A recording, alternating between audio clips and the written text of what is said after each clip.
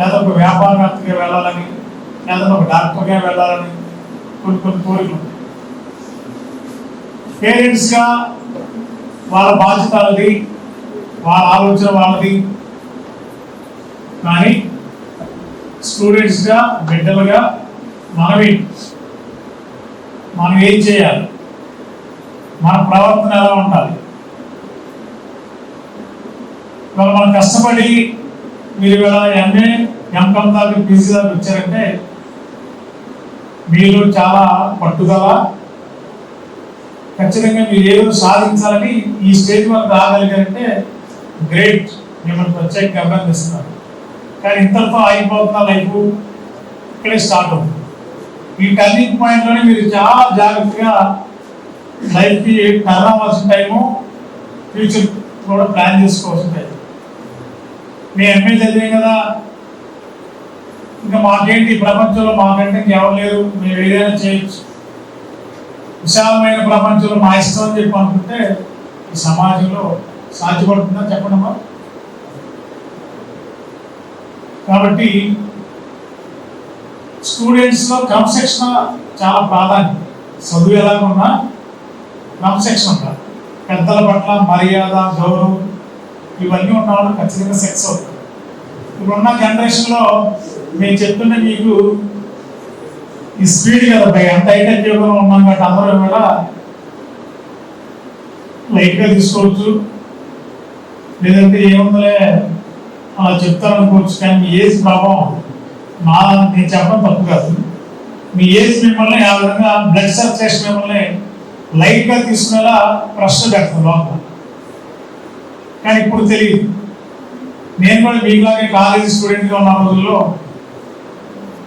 మన గుంటూరు లాంటి సిటీలో ఆ రోజుల్లో కాలేజీలు అంటే చాలా గందరగోళంగా రకరకాలుగా ఉండేవి. అప్పుడు సినిమా యాక్టర్ ఆర్శక్తి వెంకటరావు గారని వినోదం సినిమా యాక్టర్ ఉండేవాడు, పెద్దలు తెలుసు.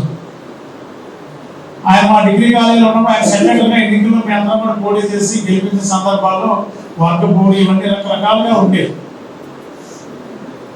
ఆ రోజులకి ఈ రోజులకి డిఫరెన్స్ ఏంటంటే, ఆ రోజులు ఏంటంటే వర్గాల వారీగా, ప్యానల్ వైజ్గా ఎవరు గెలవాలి, ఎవరు ఉండాలని ఇట్లా ఉండేది. కానీ ఇప్పుడు జనరేషన్ ఏంటి, హైటెక్ అయిపోయేవారు. ఇదంతా మాఫియా, గంజాయి మాఫియా ఉంది.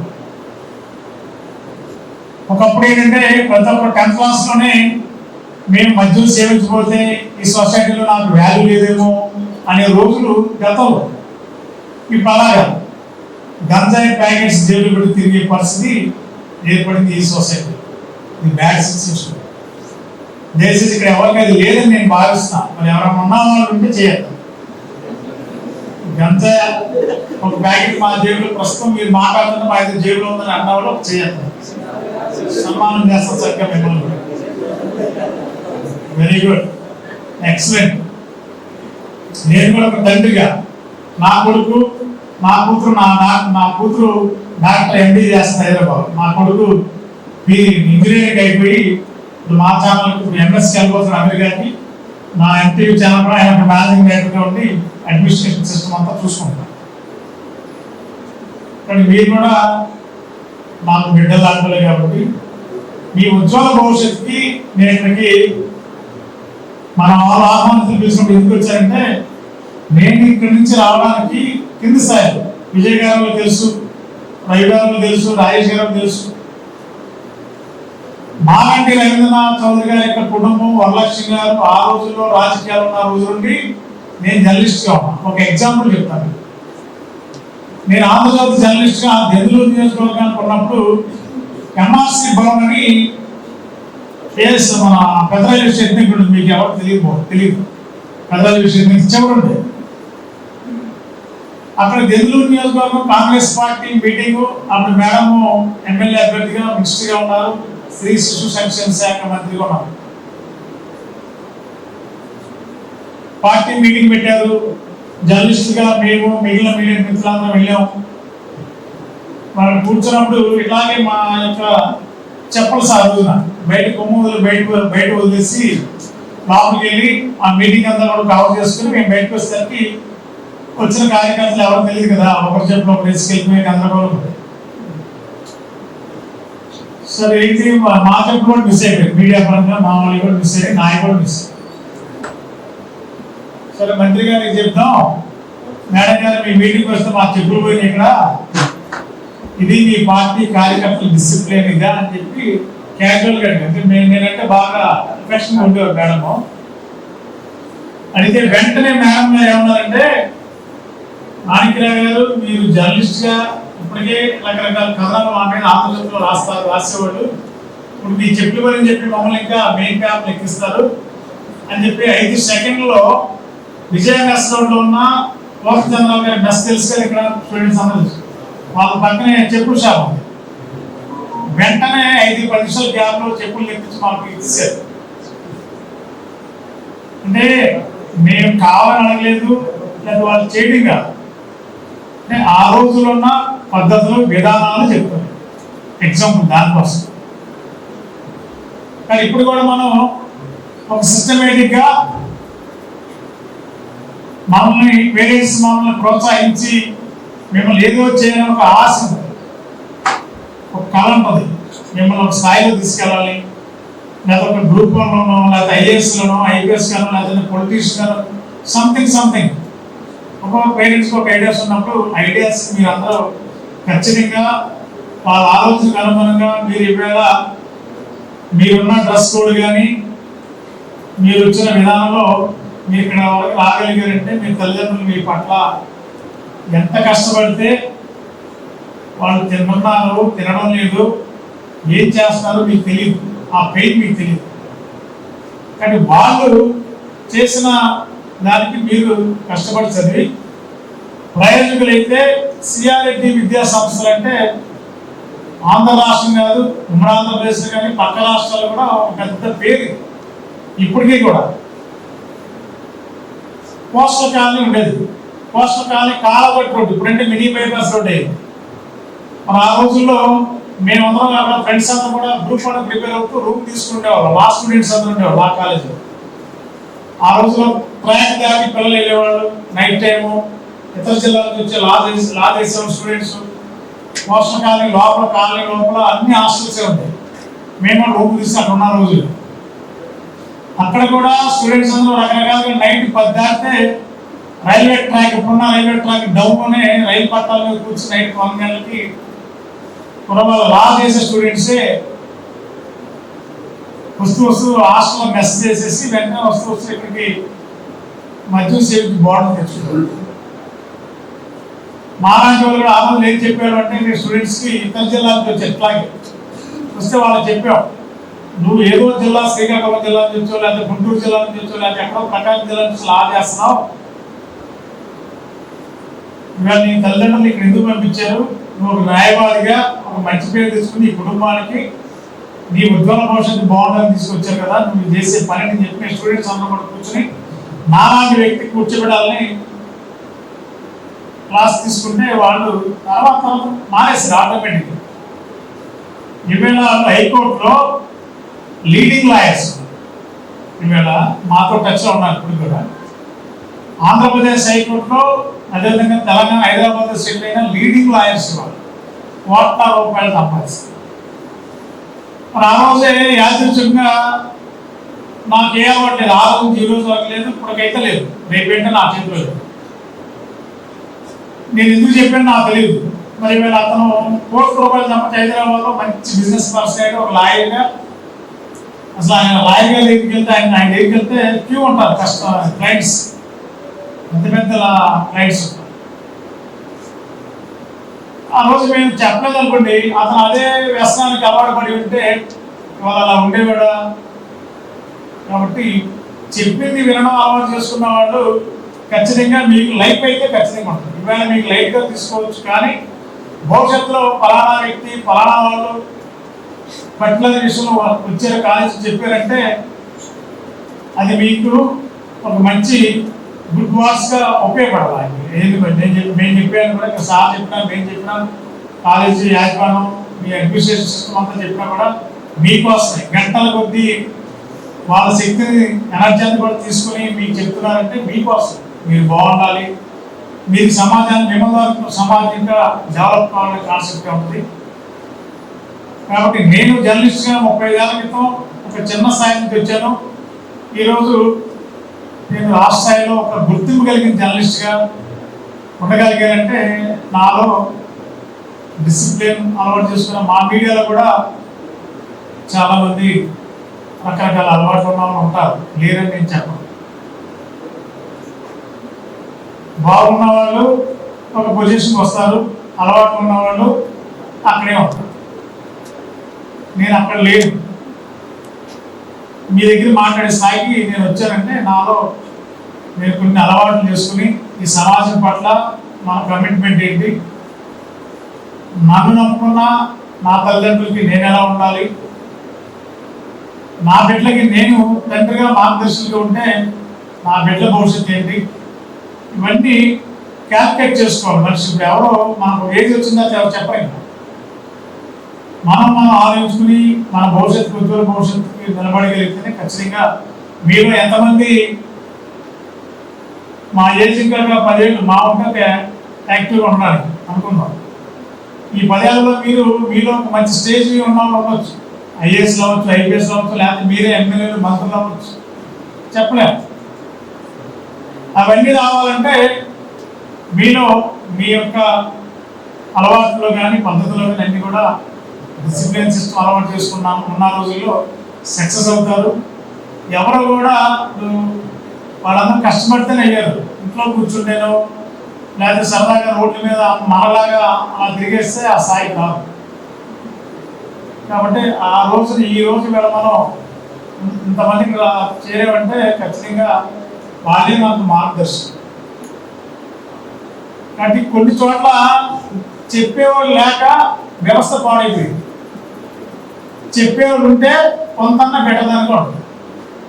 కాబట్టి మీ కాలేజీలో ఈ సిఆర్ఐటి విద్యా సంస్థలు మీరు చదివి ఇతర రాష్ట్రాల్లో లేకపోతే ఉద్యోగానికి వెళ్ళినప్పుడు మీరు ఎక్కడ చదివారంటే సిఆర్ఐటి అనగానే మీకు ఎక్కడో చోట టచ్ అవుతారు. మేము కూడా మా పిల్లలు లేకపోతే మా ఫలానా రిలేటివ్స్ ఏలూరు సిఆర్ఐ విద్యా సంస్థలు ఏదో ఒక ఎడ్యుకేషన్ డిగ్రీయా, ఇంటర్మీడియటా, లానా, బీఫార్మసీనా, ఇంజనీరింగా ఈ సంస్థ ఉన్న క్రెడిబిలిటీ అలాంటి. కాబట్టి మీరు ఈ సంస్థలో చదవడం మీకు అదృష్టంగా భావిస్తూ మీరు ఇంకా మీ భవిష్యత్తును ఉజ్వల భవిష్యత్తు ఇంకా తీర్చిదిద్దే విధంగా ఈ కాలేజీ అడ్మినిస్ట్రేషన్ యాజమాన్యం చేస్తారు. కాబట్టి for your thought provoking and motivational speech. Now I request Sri GSSV Prasad Garu to give his speech to our audience. ఈరోజు మన మొలపూడి లక్ష్మీప్రసాద్ గారు అలాగే జేఆర్టీ టాటా గారి జన్మదినోత్సవ సందర్భంగా నన్ను మాణిక్యాల గారిని ఆహ్వానించినప్పుడు మీ పెద్దలు కాదు ఇంకా చాలామంది పెద్దలు ఉన్నారు, వాళ్ళని పిలిచి గౌరవిస్తే బాగుంటుందని మేము కోరదు కాదు మీరు రావాలన్నారు. మాణిక్యాల గారికి రాకుండా సంగీతాన్ని బట్టి కూడా నేను ఈ యజమాన్యం అడిగిన వెంటనే సమ్మతించి ఈ సమావేశానికి ఇచ్చేసుకున్నాను. నేనైతే బైక్లో ఎక్కువ మాట్లాడను, తక్కువ మాట్లాడుతూ ఉంటాను, మీరేమనుకోవద్దు. ముఖ్యంగా నేను కూడా ఈ సిఆర్ఐటి కాలేజీ ఒక పూర్వ విద్యార్థిని. ఆ రోజు 78-80 సంవత్సరాల్లో నేను ఇంటర్మీడియట్ చదివాను ఇక్కడ. అంత ముందర ధర్మాయుధం జడ్పీ హై స్కూల్లోనే చదువుకున్నాను. అప్పుడు ప్రైవేట్ కాలేజెస్, ప్రైవేట్ కాన్వెంట్స్ ఏమీ లేవు. అలాంటి పరిస్థితుల్లో నేను ఎంపీటీసీ స్టూడెంట్ని. అది నా గురించి నేను ఎక్కువ చెప్పుకున్న బాగోదు. సెకండ్ ఇయర్ ఇంటర్మీడియట్ దాకా నేను క్లాస్ ఫస్ట్. అప్పుడు ఇంటర్మీడియట్ మార్కుల మీదే మన engineering seat only Andhra university విశాఖపట్నంలోనే ఉంది నాకు తెలిసినంత. ఆ రోజు కృష్ణ గారు అనే ప్రిన్సిపల్ గారు నీకే వస్తుంది సీట్ పెట్టి ఎవరికి రాదు కాలేజీలో అనేవారు. కానీ కొన్ని కారణాల చేత నేను సంక్రాంతి సెలవులకు ఇంటికి వెళ్ళినప్పుడు అక్కడ ఉన్న స్నేహితులు కానీ వాళ్ళు కానీ ఆ చెప్పిన మాటలు తినేసి నేను చదువులో వచ్చి తప్పుకున్నాను. ఏదో సాధించాలి అనే లెక్కలో నేను ఈ చదువు నుంచి తప్పుకున్నాను. కానీ ఆనాడు ఈ ప్రిన్సిపల్ గారు అనేటువంటి కృష్ణ గారు ధర్మాయంలో మా ఇంటికి కూడా వచ్చారు. నువ్వు మానేస్తావేంటి, నువ్వు నెంబర్ 1 స్టూడెంట్, నీకు సీట్ వస్తుందని మేము ఊహిస్తున్నాము, వచ్చేది కూడా నీ ఒక్కడికే, కానీ నువ్వు కంటిన్యూ అవ్వాలి అని చెప్పి చెప్తే మా పెద్దలందరూ కూడా చాలా ఒత్తిడి చేశారు. ఏది ఏమైనా సరే నేను ఇంటికి తిరిగి వచ్చేసాను, ఇంకే చదవనాను. అప్పుడు మా కుటుంబ పెద్దలు కూడా కొంతమంది చాలా కోపంతో నాకైతే భోజనం కూడా పెట్టదని చెప్పారు ఆ పరిస్థితుల్లో ఇంటికాడ. కానీ కొంతమంది చెప్పిన మాటలో విని చదువు మానేసేసి వ్యవసాయ రంగంలోకి కాలు పెట్టారు. ఆ వ్యవసాయ రంగం కూడా కాలు పెట్టడానికి కూడా నేను అధిక మొత్తంలో వ్యవసాయం చేస్తూ ఆ రోజు మా ఏరియాలో నక్సలైట్ల ప్రబోధన కూడా ఉండేది, నాకేం తెలియని విషయం. కానీ ఒక నీతి నిజాయితీతో నేను వాళ్ళు ఎదుర్కొనే పరిస్థితికి వెళ్ళాను. కానీ ఒక్క సంవత్సరం లోపలనే నేను ఆ ఉద్యోగంలో కూడా సక్సెస్ అయ్యి ఆ నక్సలైట్లుగా మా గ్రామాల్లో ఉన్నటువంటి 30 ఏళ్ళ నుంచి 40 ఏళ్ళ నుంచి బయట ఉన్న కూడా వాళ్ళని నా దృష్టిలో తీసుకొచ్చి ఆ వయసులోనే వాళ్ళని మళ్ళీ వ్యవసాయ రంగంలో తీసుకొచ్చి వాళ్ళందరినీ నా దిశగా మార్పు చేసుకున్నాను. అలాగే అనుకోకుండా 1980లో కార్గిల్ అనే అమెరికా విత్తన సంస్థ ఇండియాకి వచ్చాడు బిజినెస్ కోసం. ఆ రోజు వాళ్ళు నా దగ్గరికి ఒక హైదరాబాద్ నుంచి ఒక ఫ్రెండ్, నాతో పాటు చదువుకున్న ఫ్రెండ్ ఒక అతను ఫోన్ చేసి, ఇలా అమెరికా నుంచి ఒక కంపెనీ ప్రతినిధులు వస్తున్నారు, నువ్వు ఆతిథ్యం ఇవ్వాలి, నువ్వు వాళ్ళకి హెల్ప్ చేయాలని అన్నారు. నేను అప్పటికి శ్రీడెన్ డిస్ట్రిక్ట్ యాక్టివ్గా ఉన్నాను, రైతుల తరఫున.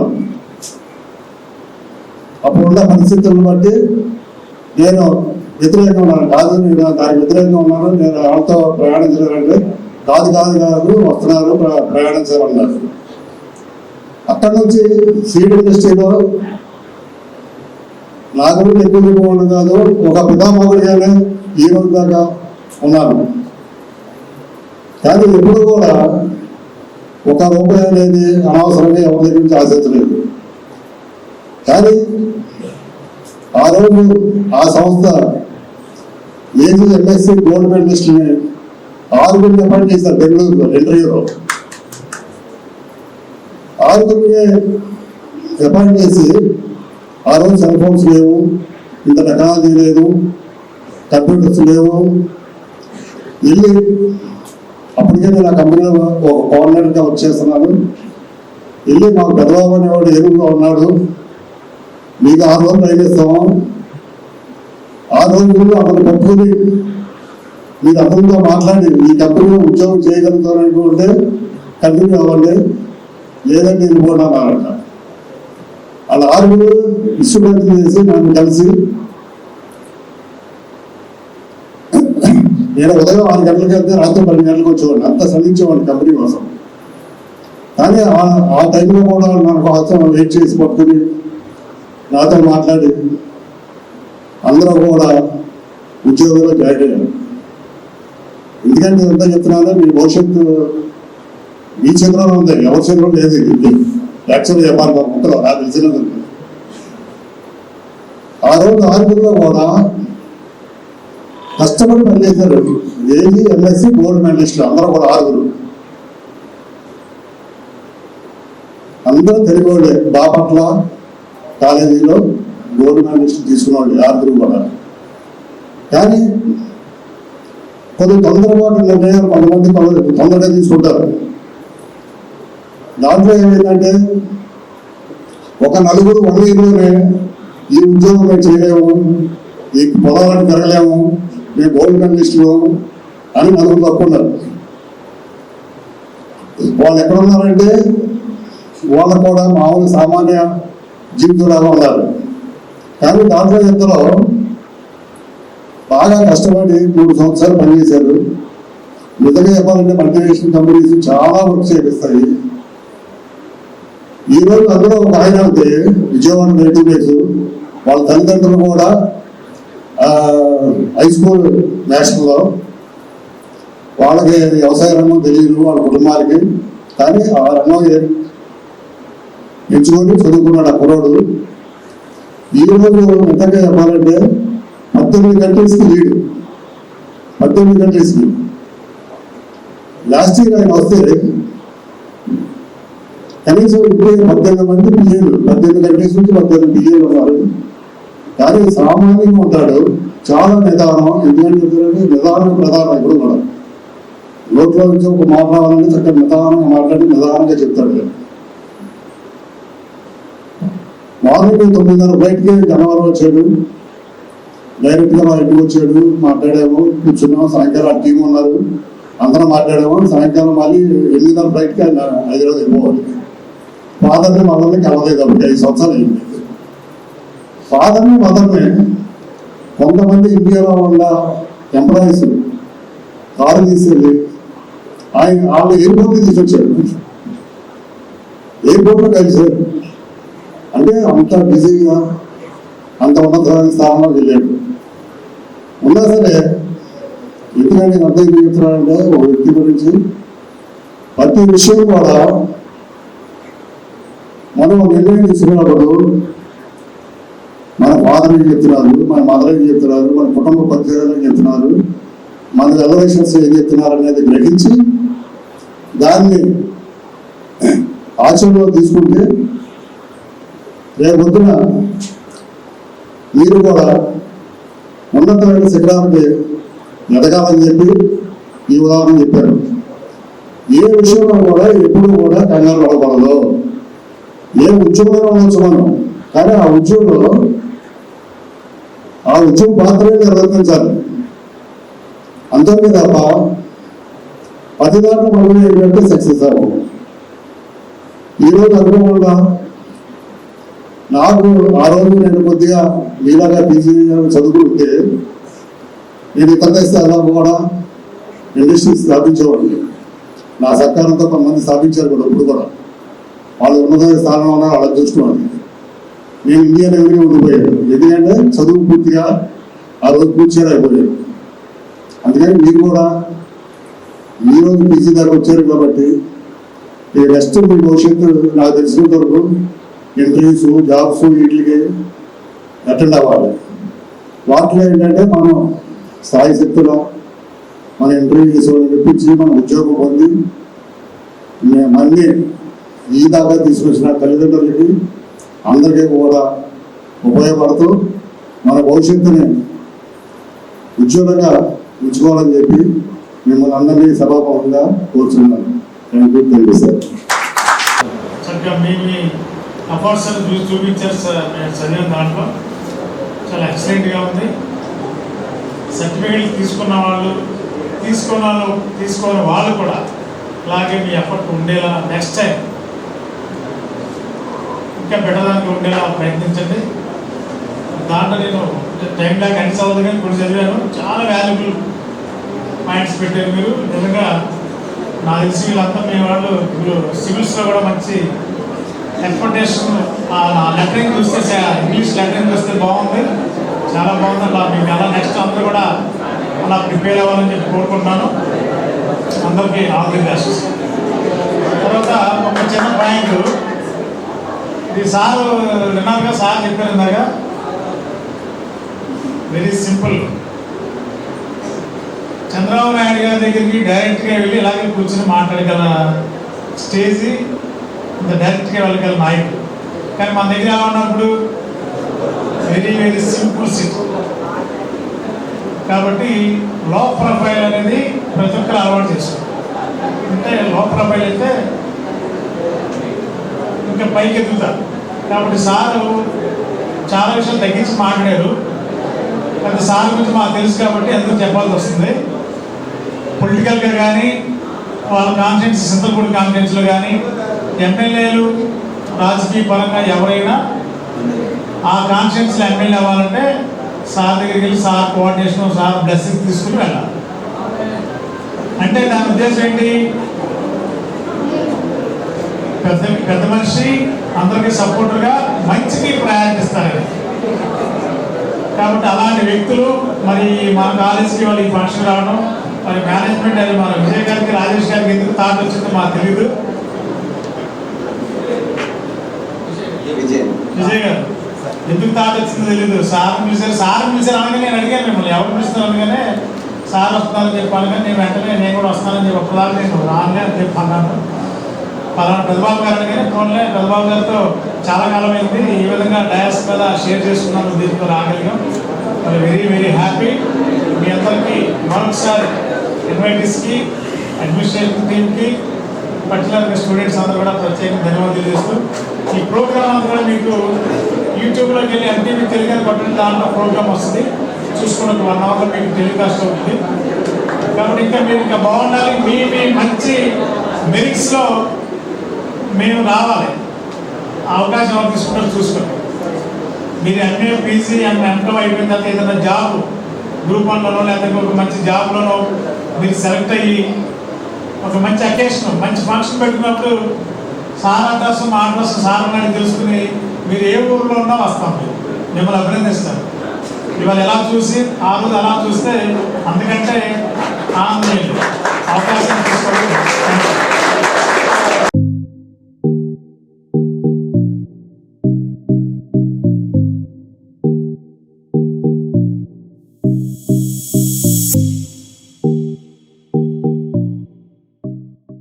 డిగ్రీ విద్యార్థుల భవిష్యత్తుకు భరోసా ఎన్ఆర్ఐ. మొదటి బ్యాచ్ విద్యార్థులకు 100% ఉద్యోగావకాశాలు కల్పించి ఏలూరులో ఉద్యోగాల కల్పనలో రారాజుగా నిలిచిన విద్యా సంస్థ ఎన్ఆర్ఐ. 2026-2027 విద్యా సంవత్సరం నుండి ఆర్టిఫిషియల్ ఇంటెలిజెన్స్, డేటా సైన్స్ వంటి ట్రెండింగ్ కోర్సులు ప్రారంభిస్తున్నామని తెలియజేయుటకు సంతోషిస్తున్నాం. అధునాతనమైన కంప్యూటర్ ల్యాబ్ సౌకర్యం, కంప్యూటర్ కోర్సులకు సూపర్ సీనియర్ అధ్యాపకులచే విద్యా బోధన, పరిమిత సంఖ్యలో సీట్లు, అడ్మిషన్లు జరుగుతున్నవి. కోర్సులు BSc computers, BSc AI, BSc DS, BCom computers, BCA and BBA. వివరాలకు ఎన్ఆర్ఐ డిగ్రీ కళాశాల, hotel grand, Arya road, NR Peta, Eluru. Phone 9966948555.